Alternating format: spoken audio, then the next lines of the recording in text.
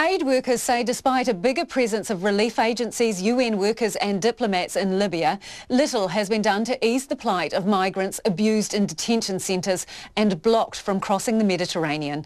Emily Wither from Reuters reports. 47 migrants floating for 12 days in the Mediterranean before a European nation finally let them in.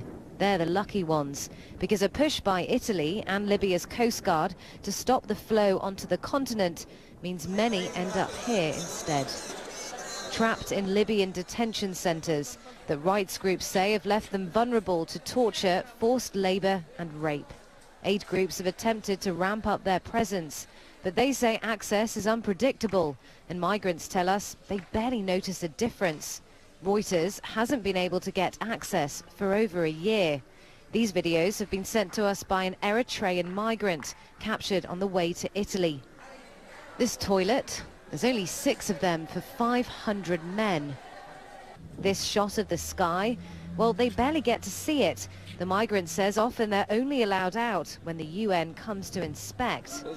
And this food, here they're trying to make bread themselves because they say they aren't fed enough. Aid agencies have tried to partner with the government, which has denied allegations of abuses in the past. 200,000 people are detained in the most appalling conditions across Libya, and we work in some of these detention centres, and they have as many as 600 people in a room where they can barely lie down next to each other.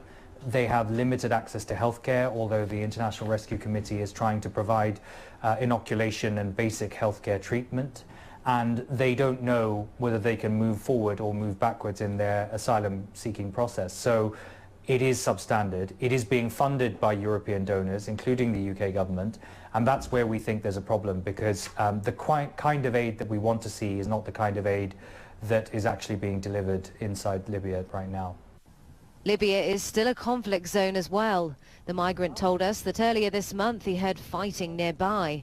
During these battles, the detention centre's guards abandoned the place, leaving the migrants to their fate.